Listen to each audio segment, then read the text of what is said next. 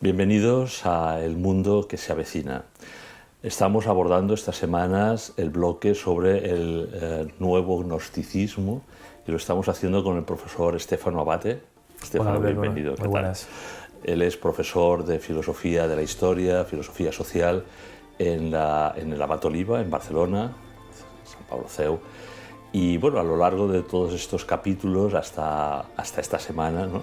Pues yo creo que ya han quedado definidas gran parte de lo que sería, bueno, pues lo que es el gnosticismo, lo que es un patrón gnóstico, hacia dónde nos conduce en paralelo ese gnosticismo y el transhumanismo. Y en este capítulo, en esta semana, queríamos abordar un poco la idea de posmodernidad en relación con ese neognosticismo, control social, las comunidades políticas que se están desarrollando, ¿no? Pero a mí me gustaría, Stefano, que nos definieses qué es la posmodernidad. Ya sé que es una pregunta para un filósofo como tú, pues muy amplia, pero si nos pudieras sintetizar y situar, ¿no? ¿Qué es la posmodernidad? Bueno, como el nombre indica, posmodernidad es lo que viene después de la modernidad, ¿no? La modernidad como momento histórico, pues la situamos a partir del siglo quizás XV, a partir de ahí hasta el siglo XX.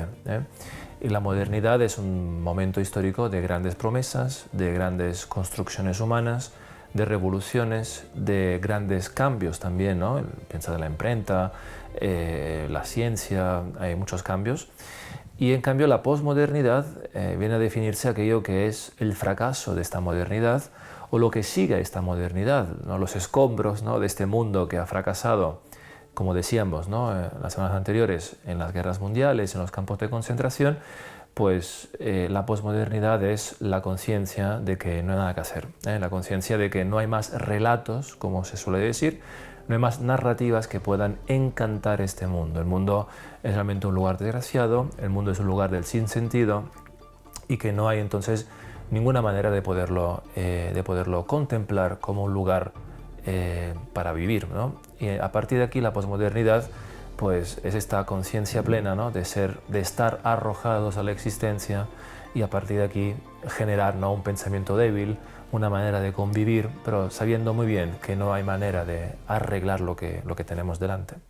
Y en esa posmodernidad se rompen las comunidades, se rompen los arraigos, se rompen los lazos entre humanos. Pues sí, pues la posmodernidad justamente está marcada por un profundo individualismo, una profunda pérdida de referentes simbólicos, desde los referentes más inmediatos, ¿no?, como puede ser la relación con el cuerpo, la relación con Dios, la relación con estructuras, ¿no?, que contienen la vida del hombre.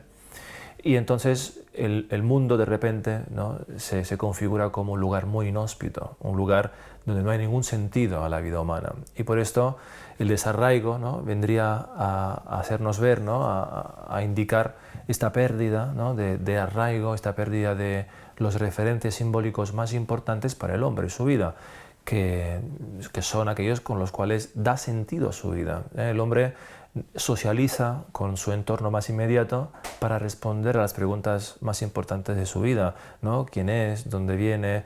¿Cuál es su razón de ser en este mundo? ¿Hacia dónde va este mundo? El fin de la vida humana. Pues todo esto se pierde porque se pierden aquellos símbolos, aquellas referencias simbólicas que ayudan al hombre a entender este mundo. Hay un libro de Mircea Eliade, ¿no?, que lo explica muy bien esto, ¿no? El hombre, cuando se encuentra con la realidad, necesita de algún modo habitarla. Habitar el mundo significa consagrar el mundo.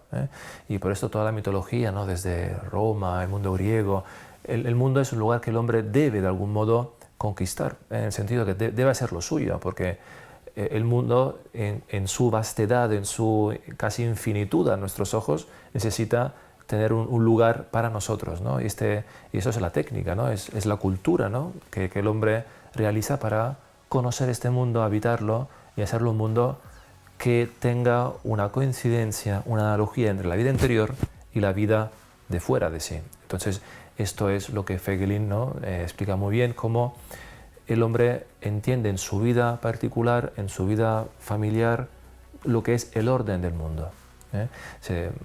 Un día escuché a un amigo, un filósofo, que decía que no hay ningún misterio de la vida divina trinitaria, que no tenga una cierta analogía con nuestra vida cotidiana. Y esto el hombre, evidentemente, lo realiza con la tradición, con lo que recibe y con la vida social, ¿no? Con la vida comunitaria. Claro, pero si estamos entroncando la posmodernidad con este nuevo gnosticismo, ¿no? Identificando ese patrón gnóstico en el pensamiento posmoderno, ¿no? En ese conjunto de no lugares en los que parece que tenemos que habitar y que de alguna manera es recrear artificialmente, ¿verdad? Que es un poco, creo, las propuestas que la posmodernidad, ¿no? Y el propio gnosticismo plantea ante la desorientación hacia ese lanzamiento del ser humano, ¿no? Al mundo así, sin entender pues, que hay un acto de creación, ¿no? En el caso de Dios, ¿no? Ese nuevo mundo, ese reseteo del mundo, ¿no? Que ahora también sabemos que un poco, ¿no? El gran reset, ¿no? De forma artificial es la propuesta de la poshumanidad, del poshumanismo, pero también de la posmodernidad para como el último relato de estos tiempos? Pues me parece que la pérdida de referencias simbólicos que hemos comentado de la comunidad política para el hombre tiene un coste muy grande. El coste es justamente el no lugar. El hombre que habita en no lugar vive un lugar inhóspito y como tal el mundo le parece un lugar que no es habitable, un lugar que impide cualquier tipo de analogía con su vida personal. Y entonces el mundo es visto como un infierno. De hecho, Sartre lo dice, el infierno son los otros, ¿no? O sea, el mundo de repente pierde una visión cordial, pierde una visión que al hombre le da significado y se convierte en un infierno. Y de hecho la posmodernidad bebe de esta vivencia del hombre, del lugar inhóspito. Entonces, cuando el hombre pierde esta protección, que es el mundo simbólico de la tradición, de la vida social, pues pierde lo que Fegel llama el refugio. Entonces, cuando el mundo es sin refugio, cuando el mundo ya es algo que no es un refugio para mi vida, frente a la inmensidad del cosmos, frente a la vastedad, no hay un lugar de calor humano para mí, pues los significados que son sin sentidos ya, los significados que se pierden, se convierten en un precio imposible de pagar para el hombre. El hombre no puede vivir en un mundo así. Y cuando no puede vivir en un mundo así necesita huir de este mundo, buscar una salida.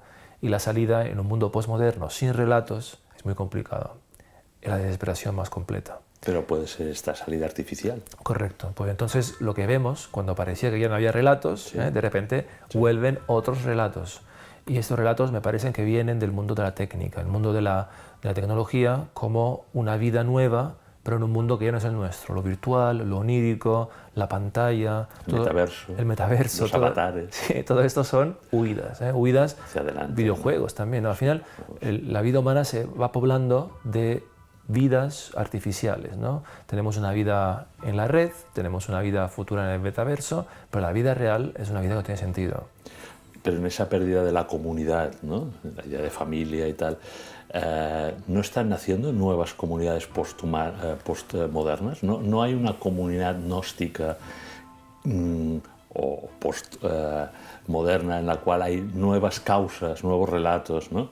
El ecologismo, la ideología de género, por la cual pues muchos se sienten seducidos a una lucha en esa revolución gnóstica que tú defines muy bien, ¿no? Para seguir adelante, ¿no? Claro, frente a la pérdida de esos significados, la persona humana, desarraigada de los significados verdaderos de la vida, pues aplica violencia. Dice Simone Weil, que explicó esto en un libro sobre el enraizamiento, explica que cuanto más el hombre se desarraiga, más aplica violencia a la vida, porque la vida le es muda, no le habla, entonces necesita modificarla. Y además, las pertenencias posmodernas a la comunidad se hacen también artificiales, ¿no? Comunidades virtuales, comunidades que no hay encuentro. En ese sentido, la pandemia ha hecho un trabajo muy nefasto sobre esto, ¿no? Porque ha vuelto más virtual, ¿no? Aquello que ya estaba en decadencia. con las medidas, ¿no?, que todos conocemos. Entonces hay un fenómeno que se llama nomadismo, ¿no? El hombre es nómada, vaga por un mundo en el cual no encuentra significados. El turista, por ejemplo, el turista es aquel, ¿no?, es la tipología del hombre que va viajando sin contemplar ningún lugar, simplemente va viendo... Consumiendo paisajes, ¿verdad? Claro, va contemplando realmente cómo no se adapta a ningún lugar y solamente puede ir a un lugar donde no se arraiga, que es el turista del fin de semana, de algún modo, ¿no? El lugar que todo es bonito porque no lo habito. Pues claro, si lo habitara, yo no lo quisiera, ¿no? Es la realidad. Claro, la realidad no me gusta. Entonces, claro, estos fenómenos de nomadismos, ¿no?, que habla Maffesoli, por ejemplo, son muy típicos de momentos de derribo de civilización donde no hay lugar para descansar, ¿eh? Si el lugar no es el hogar donde deberíamos nosotros encontrar el lugar de descanso de las fatigas de la vida, pues buscamos fuera incesantemente lugares para descansar y al no encontrarlos seguimos buscando con más violencia, dice Simone Weil, esos lugares. Y cuanto más los buscamos, más nos arraigamos. Estamos en un círculo vicioso donde a cuanta más pertenencia ficticia, tanto más desarraigo. Y aquí entra lo que tú comentabas, Albert, el tema del transhumanismo, el tema del género, el tema también de todas las comunidades virtuales que pueda haber. Si el hombre busca de forma desesperada un lugar para habitar y al no encontrarlo, pues se desespera aún más y aplica violencia a la realidad. O sea, el tema del sentido de la pertenencia, ¿no? Es algo básico, pero mucha gente se siente que pertenece a un grupo actualmente, ¿no?, donde hay líderes, hay influencers, ¿no? Se apunta a una causa, ¿no? No es un tema muy típico de la posthumanidad, apuntarse a una causa, pues defenderla y sentirse partícipe con una comunidad política o social, no incluso virtual, sino real. Con esto que dices, la palabra causa es la palabra que usa Feigelin para describir el comienzo de una revolución gnóstica.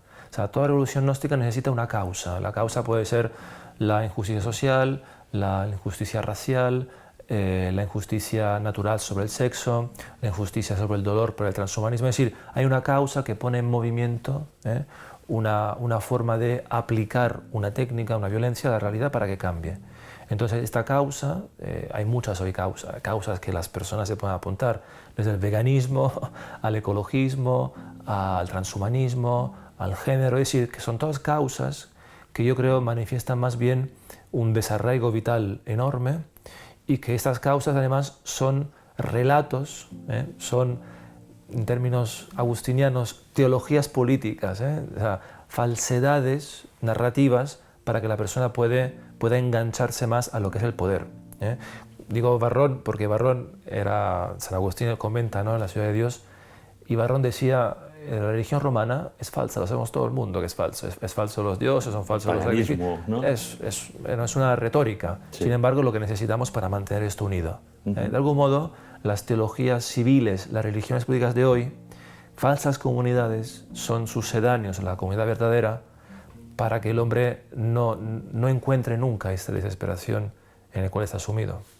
Estamos hablando constantemente de un simulacro, ¿no?, de un simulacro de sociedad sana, ¿no?, de algo que nos viene por el orden natural y que intentamos, a través de esta comunidad gnóstica, pues sustituir, ¿no? Hemos hablado de religión de sustitución, hemos hablado como el sucedáneo del cristianismo pues puede ser este gnosticismo, hemos hablado como el humanismo cristiano pues viene a ser sustituido hoy por o pretendidamente sustituido por el humanismo, transhumanismo y posthumanismo, etcétera, ¿no?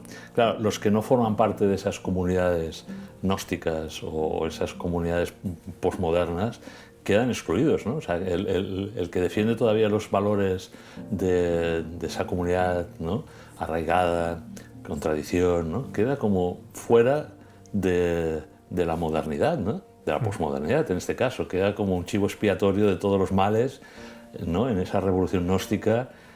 ¿Cómo queda este tema? Bueno, la revolución gnóstica necesita eliminar el pasado, eliminar los antiguos elementos de socialización. Cancelar es lo de la cultura de la cancelación, de algún modo será esto, y entonces poner en marcha un sistema sacrificial, o sea, un sistema de linchamiento, ¿no?, del inocente o de la persona que manifiesta uno el mundo antiguo en su vida. El disidente. Sí. O hoy el padre de familia casi, ¿no? Sería un disidente. Sí. Necesita de algún modo ponerlo en el blanco, ¿no? Como objetivo de la revolución. Un chivo expiatorio. Un chivo expiatorio, ¿no? René Girard esto lo explica muy bien, como toda sociedad se funda sobre un sacrificio. Y entonces, claro, el sacrificio actual, ¿no? es también esto, ¿no? De algún modo, toda persona que manifiesta con su vida, con su forma de vida, una socialización distinta. Unos valores, unas virtudes. De la falsedad que el mundo actual propone. O sea, casi desencanta, o sea, muestra al rey desnudo. Sí, de algún modo sí. Hay una cosa que me gusta siempre decir, que es las dos ciudades de San Agustín, ¿no? Las dos ciudades, uno se puede preguntar, ¿por qué la ciudad de los hombres persigue la ciudad de Dios? ¿No? Sí. Es un misterio según San Agustín. Sí. Sin embargo, hay algo que ahí está dicho, se puede entrever en la ciudad de Dios, que dice, de algún modo la ciudad de Dios recuerda continuamente a la ciudad de los hombres que no puede, por la presencia misma de esa ciudad de Dios, que no puede lograr una obediencia total, por un lado, y segundo, no puede ser como Dios. Y entonces esta resistencia en algún modo debe ser doblada, debe ser rota. Y yo creo que este linchamiento, ese sacrificio, esta corrección política tiene mucho de esto, ¿no? Estamos en un momento donde todo lo que sale de lo que es el tabú, como comentábamos hace semanas, y el Corán, ¿no? Las formas codificadas de verdad resultan insostenibles e insoportables para el hombre moderno. Por esto, quien se adhiere, quien todavía quiere para sí ser portador del mundo que la gnosis quiere destruir, el mundo fundado sobre la familia, sobre una cultura, sobre una tradición, sobre una pertenencia en realidad, sobre un mundo cordial con el hombre, debe ser linchado. Y por esto tenemos los hechizos, ¿no? Gnósticos, las palabras mágicas que excluyen el discurso, las palabras que son arrojadas al enemigo para que con esta palabra esta persona quede fuera de la sociedad y quede fuera del discurso público. Por ejemplo.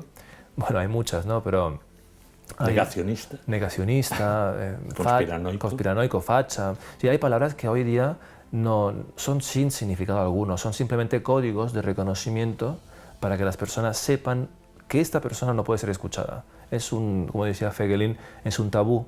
Es un tabú porque, por ejemplo, ha citado, esto pasa mucho en la academia, ¿no? Si uno cita a un cierto autor o cita a algunos autores, ya está fuera del discurso académico, porque no pueden ser citados, porque reclaman todavía un mundo que nosotros hemos sepultado. Y cómo usted ahora viene y nos cuenta de que lo resucita. Que lo resucita, ¿no? No puede ser, ¿no? Y esto es realmente una revolución gnóstica, yo creo, Albert. Vamos, me parece que cumple las condiciones de una revolución gnóstica. Y la cultura woke, que está tan de moda, esa cultura de la cancelación, sí. Tiene mucho que ver, ¿no? Con lo que estás comentando. Tiene que ver porque, claro, hay un tema que es el pasado. El pasado se manifiesta, ¿no? En el mundo a través de las personas que todavía lo hacen revivir, ¿no? Y con su simbología cultural, por ejemplo, las estatuas, los libros de historia. ¿Qué es la cultura woke para los que La cultura woke no... es un movimiento, ¿no? Sí. Que describe una ¿Cuándo nace? Ahora, últimamente, ¿no? Sí. La última década. En Estados Unidos. En Estados Unidos, sí. Donde se dice que hay una reformulación del pasado, que todo lo que ha pasado es una historia de colonialismo, una historia de dominación por parte, por ejemplo, de la raza blanca caucásica, y que entonces tenemos que modificar los símbolos que manifiestan esta dominación. ¿Y del cristianismo? Del cristianismo, evidentemente. Y luego esto se juntan con lo que es la narrativa heteropatriarcal, la narrativa de dominación machista. Claro, ahí confluyen varios elementos culturales que apuntan a una deconstrucción del pasado. Todo lo que pasó ha sido fruto de una gran dominación, de una gran violencia, y que ahora tenemos que revertir a través de la justicia social, ¿no? Y entonces se derriban estatuas, se cancelan elementos históricos, se borra Shakespeare de la Universidad de Inglaterra. Sí, hace falta borrar el pasado para reconstruir un futuro. Claro, esto es profundamente gnóstico, en el sentido de que la gnosis lo que más odia, lo que más percibe como extraño, es la aparición del mundo que está destruyendo.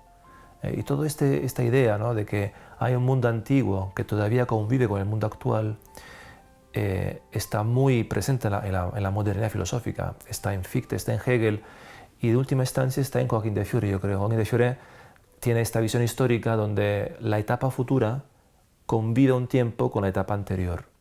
Y por esto los hombres nuevos necesitan, los viri espirituales, le llama Joaquín de Eiffel, hombres espirituales, necesitan destruir el mundo antiguo, necesitan que el mundo antiguo caiga, se derribe para dar espacio a lo que ellos son portadores, ¿no? El nuevo mundo, el nuevo hombre. Sí, en esta cultura woke pues estamos, me imagino, hablando de la cancelación del sexo recibido, ¿no? En el caso de la ideología de género, tal vez la jerarquía entre las especies y la singularidad, ¿no? Del ser humano respecto a la cancelación que produce la ecología profunda, ¿no? Me imagino que es esto, ¿no?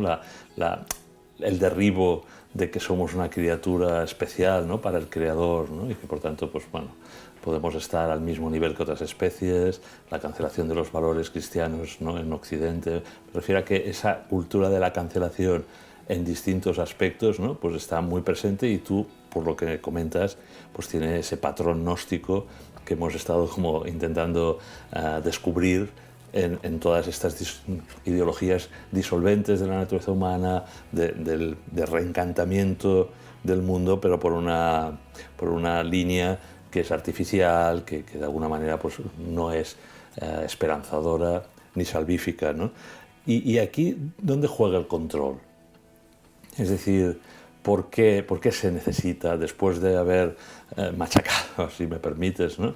A aquel que todavía defiende esos valores de la tradición o de un mundo al cual la gnosis quiere derruir, reparar? ¿Qué pasa con el control? Cuando hay ese cambio de giro de la tortilla, ¿no? Donde ahí ahora emergen unos nuevos relatos, con el disidente se pretende anular, pero también hay como un control en este momento muy global, ¿no? Bien, yo creo que el tema del control no es algo nuevo. Todo tipo de poder político ejerce un cierto control y no doy un juicio de valor ahora, pero es algo que ocurre, ¿no? La diferencia con el mundo antiguo, el mundo clásico, el mundo cristiano también, es acerca de la libertad. La libertad en el mundo moderno es un problema, ¿no? Desde Lutero en adelante, la libertad es concebida como algo negativo, como servidumbre. El hombre es incapaz de un acto libre que sea bueno para la comunidad. Y entonces su naturaleza está tan dañada que tenemos que, como poder político, encauzar su libertad hacia lo que realmente es conveniente para la comunidad política. Ese problema de la libertad ha sido una constante en el mundo moderno y sigue estando en el mundo postmoderno, ¿no? Entonces, el control, ¿qué viene a ser en todo esto? El control se ejerce para que la libertad sea perfectamente predecible, que no haya manera de que la persona se escape con su comportamiento a lo que esperamos de él, ¿no? En términos kantianos, que cumpla el imperativo categórico. Pero ¿cómo se hace esto? Pues si antes se hacía con la fuerza, sí, en el mundo disciplinario, ahora se hace a través de la cultura más bien, ¿no? A través de una predicción del comportamiento. Aquí entran los datos, por ejemplo, los big data, ¿no? Que también ayudan para predecir un comportamiento, pero sobre todo es una forma de que cuanto más la persona, creo yo, está desarraigada, tanto más fácil será de encauzar su libertad hacia donde el poder quiere. Es un poco esto, no sé si he contestado a tu pregunta, Albert. Por lo tanto, un poco todo este nuevo orden, si queremos decirlo así, ¿no? Social, internacional, ¿no? Que se está construyendo, y además en parte se está construyendo con las nuevas tecnologías, tecnologías del control, de encauzar comportamientos y tal, estaría muy en la línea de esa nueva humanidad, de ese control del hombre nuevo. Mira, yo creo que el control antes, ¿no? Siempre ha existido el control, ¿no? Político, ¿no? Sí, siempre ha existido. Pero antes las torres de control miraban hacia afuera de la ciudad, al enemigo. Sí. En la modernidad, las torres de control se han puesto hacia adentro. Hacia los ciudadanos. Hacia los ciudadanos. Y ahora... Hay una desconfianza entre los amigos, digamos. Evidentemente, propio... la tiranía es esto, ¿no? Y por último, creo que ahora estamos con las torres de control adentro de la persona. O sea, la cuestión es el control de los cuerpos y de las mentes. Entonces, en este panóptico que ya no está fuera de nosotros, el panóptico es esta imagen de la torre de control de vigilancia de las cárceles, no. Ya debe estar dentro de nosotros. Es una corrección que debe comenzar adentro nuestra. No podemos pensar lo que no podemos pensar. Entonces, esto se realiza a través de una predicción de la libertad, de una programación de la libertad que pasa por el desarraigo por un lado y luego por una reconfiguración cultural de la persona. Y de repente las personas todas piensan lo mismo y sin embargo todas se creen muy originales. Esa es la paradoja, ¿no? Actual, ¿verdad? Que todos se creen libres, o nos creemos libres, ¿no? Muy libres, en cambio parece como que no, que quien se sale del patrón, pues tiene, ese disidente tiene de alguna manera ese castigo, ¿no? Que comentabas tú anteriormente. Esta es la gran paradoja en estos momentos, creernos muy libres pero estar muy controlados. Totalmente, totalmente. Yo creo que lo que ha ocurrido es que las categorías con las cuales entendemos el mundo han sido perfectamente uniformadas, estandarizadas, para que la persona cuando contempla su lugar en el mundo ya de antemano tiene los únicos símbolos posibles para pensar lo mismo. Y por esto la ausencia de palabras, la ausencia de pensamiento crítico, la presencia de los Coranes y tabúes que hemos comentado, ¿no? como codificación de la verdad. Y es muy sorprendente cómo las personas conservan el sentimiento de espontaneidad, de originalidad. Esto lo pienso yo porque soy muy listo, ¿no? Dicho así, al mismo tiempo que es igual que piensa este. Es decir, que se ha modificado el mundo simbólico. Y con esto las personas, claro, actúan igual pensándose todavía muy libres. Y sin embargo me parece que la homogeneidad manifiesta más bien control que gran libertad. Estéfano, yo creo que has dejado preparado con este final de capítulo pues lo que me gustaría hablar contigo la semana que viene, ¿no? Que es precisamente pues si realmente hay una agenda, si hay realmente pues un relato y además pues una dirección hacia un nuevo orden, ¿no? En esta revolución gnóstica a nivel global, ¿no? Esa gobernanza de la globalización, ¿no? Por tanto, si te parece bien, te emplazo la semana que viene. Muy bien, muchas gracias. Un saludo.